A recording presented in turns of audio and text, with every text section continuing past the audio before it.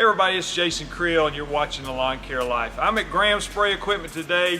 This video is sponsored by Graham and I'm in Douglasville, Georgia. And this is Teddy Mathis, and Teddy's one of the sales reps here at Graham.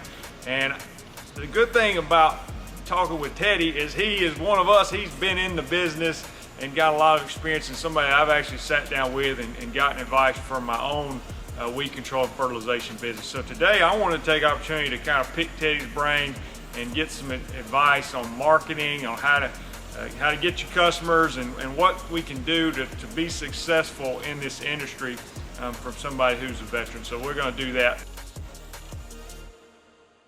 All right, Teddy, you came and spoke at our conference a couple years ago, and I think people could relate to you because they can tell that you were one of the lawn care guys that just happens to be selling spray rigs, and I think that made you very relatable. So we wanted to gain some of your knowledge again today. So if somebody, people that follow me on YouTube and things like that, they want to know, how do I get started into this? Because it can be a little intimidating to start a weed control and fertilization company. So let me ask you first about just where do you go to get the initial knowledge? If you say, I've been mowing grass, maybe I understand a little bit about business, but how do I know what to spray to kill a certain weed or when to spray it? What would you advise somebody in that situation? Well, there's a couple resources. Obviously, whatever state you're in, your Department of Agriculture will offer. You gotta be licensed for this. So obviously that's the first spot, but there's also the companies that sell the product. Typically they have many resources for it, but also nothing is better than having a mentor in business, somebody who can guide you in your market, because what works here in the lawn care world in Atlanta may not apply to you if you're in a different zone.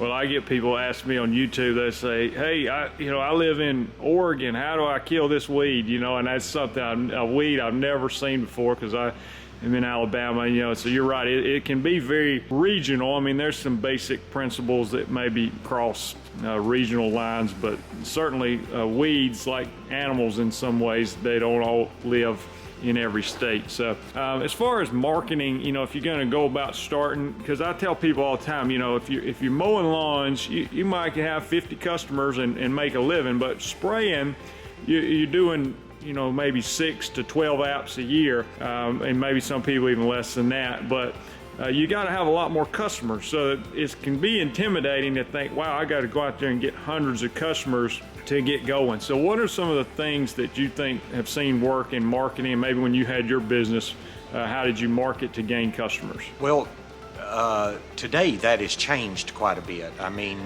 most of your marketing efforts today, social media, online things. But of course, there's some good old tried and true methods. Obviously asking for referrals from the existing customers you have, knocking doors if that's legal where you are, passing out flyers, every door direct mail through the postal service, that kind of thing. I will say in marketing that if you can, in the lawn care business, typically people has to have some spendable income. And so I targeted a specific market and above, because that's where you're going to get your best bang for your dollar.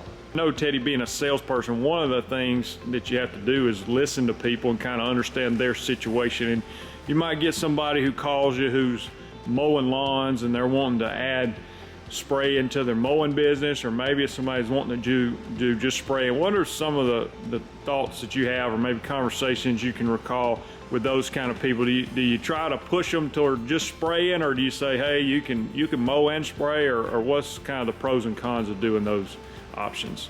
Well, in my experience, I owned a full service lawn care company, and I can tell you I feel that was a mistake. The margins and the scalability, more than anything, in the spray world is much more possible than in the mowing world. But it depends on how you want to run your business.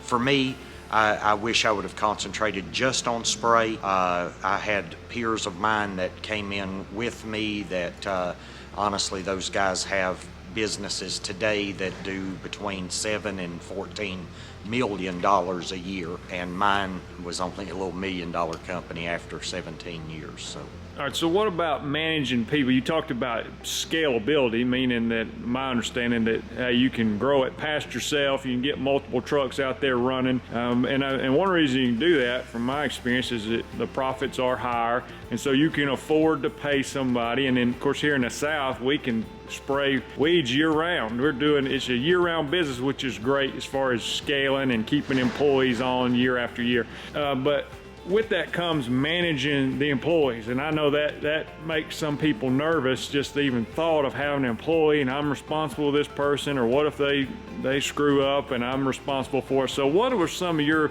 advice and maybe experiences dealing with employees, and do you try to talk to people about that? Because some people are content to be solo for 30 years, and then some people want to grow as fast as possible and have as many trucks on the road as they can. Yeah, one of your guys that spoke at the Lawn Care Life program was talking about two different types of businesses. You've got one that is a lifestyle business that is maybe for yourself, and then you have a more larger business. I can tell you I had 14 employees, and the thing with managing people is that every one of them's different. And so employees need maintenance just like your spray rig or your lawnmower or whatever, except it's a lot more complicated piece of machinery. So I would say before you scale or as you scale, spend just as much time in learning leadership, learning different personality types, how to deal with that. And there's some great resources out there on leadership. John Maxwell is who I always followed, and some great podcasts and stuff out there for that. But there's an old saying in business that the best piece of equipment that you'll ever own is your people, and the worst piece of equipment you'll ever own is your people. So it's quite dynamic. Like I said, I had 14 employees, and I could tell you some stories. So it's good and bad. When you were managing 14 people, did you find, as you being a business owner, were you more of a hands-on micromanager type, or did you kind of let them play their own game and let them, a player's coach, if for lack of a better term, or how did you manage them? Well, that has to be a combination of both, because if you want good people around you and you recruit good people, leaders has to lead. That's in their ability to do so. And I was very micromanaging in the beginning. I had all the fears of, gosh, what if they do this or that? And I was on an airplane going on a missions trip, and a buddy of mine owned a very, very successful construction company. And he asked me, he said, "Teddy, do you think the person that's flying this plane owns it?" And I said, "No." He said, "Well, this plane's worth about $300 million. He said, "You got to learn to delegate." So, but it is a combination of both, because if you let them do whatever, then it's not necessarily scaling your vision and what you wanted to produce. So you got to learn both. And as far as retaining employees, sometimes you worry about, I put all this effort and time into training somebody and then they leave, it wasn't for them. So did you try to find somebody when you're hiring that already had experience, or did you prefer to bring somebody in that was green and craft them the way you wanted? Really, I never made my decision based on their experience level. What I was looking for was good character traits. Were they hardworking? Were they honest? Did they have a good moral compass? Things of that nature. So that's my answer to that. But with employee retention, you can only do the best you can do. Again, in the spray world, we can pay more than typically in the mowing world, so that helps. But overall, people are complicated. So you do the best you do, treat people right, treat them the way that I believe that the Lord would be proud of you, and then ultimately they make their decisions. I had some that worked with me for 15 years, and I had some that I had to replace every year. So.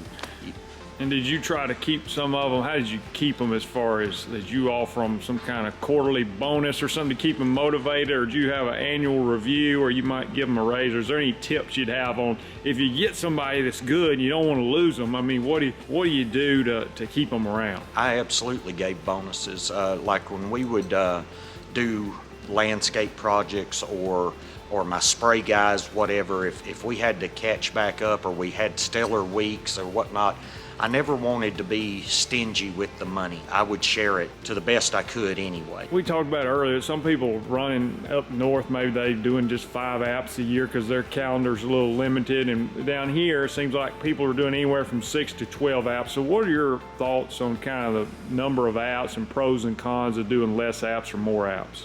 Well, the number of apps really is dependent upon where you're at in the country and located. There are different zones in America, and you need to know that if you're going to spray what zone you're in.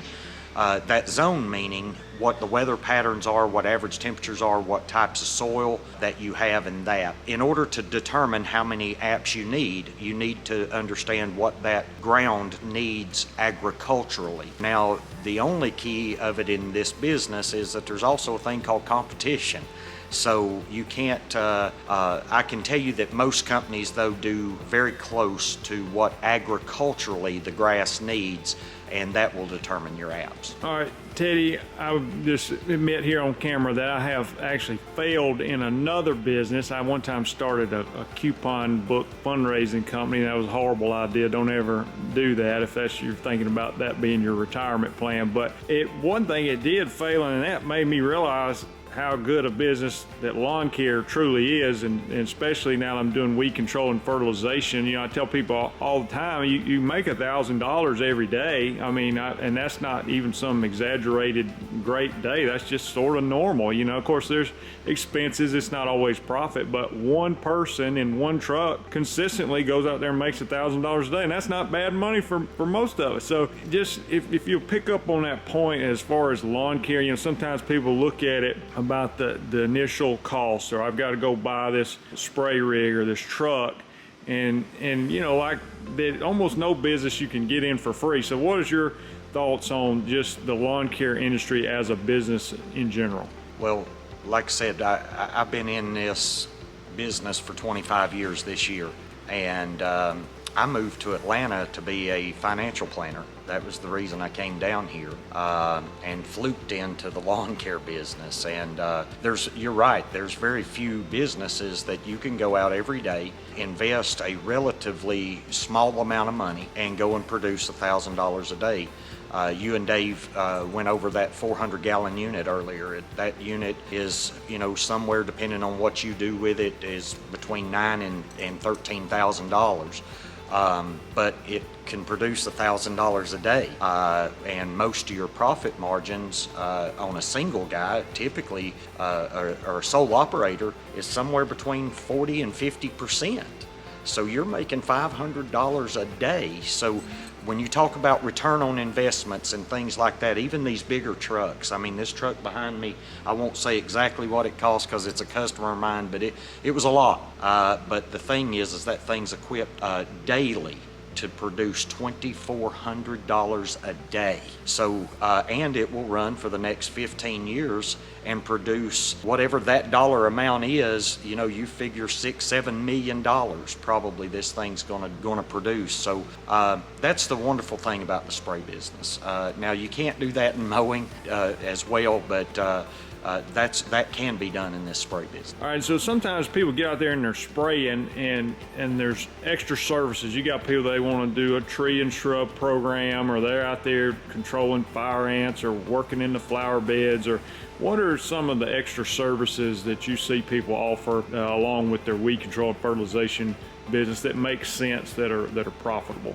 Well, definitely tree and shrub care. That's the biggest second one and to be honest with you, it's the most profitable type of spray that you can do. Here in Metro Atlanta and in this zone in South, obviously we have a lot of insect pressure, mosquitoes and all that. Now you do have to have a license for most of those individually, but it's well worth it.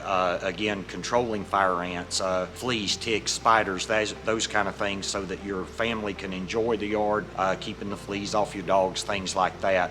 And additional services like that are extremely profitable. They've made up about 35% of my business. And along those lines, when you talk about profitability, I know this is something I have to kind of evaluate in my program, because, you know, as you have different herbicides that you can use that'll control weeds, and some are not that expensive and some are very expensive, and I'm always trying to balance like delivering an outstanding result for the customer but at the same time being profitable. So as far as like profitability, how did you go about that, or what advice would you give? Not, you know, maybe along the lines of your program and which, you know, products you're putting on the lawn, but other tips you might have for being a profitable company. Well, you're right. I mean, there are chemicals out there for everything, and some of them are very expensive and worth every dime, because the most expensive thing you'll ever do in this business, in my opinion, is with your chemicals and with your equipment, is to buy cheap stuff that ends up costing you. In the chemical world, there's nothing more expensive than going back and doing free apps. You're not getting paid for that time and energy and all that.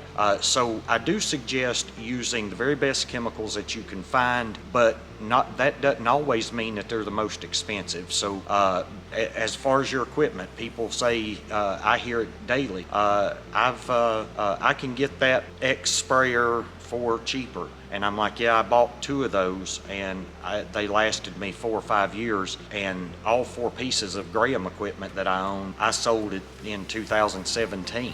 One was a little 200 poly tank that I bought back in 2000. It was still running, made me hundreds of thousands of dollars. So profitability, you got to watch it. Any business person, you've got to watch your numbers. You've got to know your numbers, number one. That's the biggest failure in this business that I see, is that we have a lot of good, hardworking guys that they're awesome, but they're not necessarily good business people. They don't know if they're making money or not, or this or that. You've got to know that stuff, guys. I think I've seen that. Sometimes I'll be out there and I'll look at the end result for the year, and I'm like, hey, I had a pretty good year.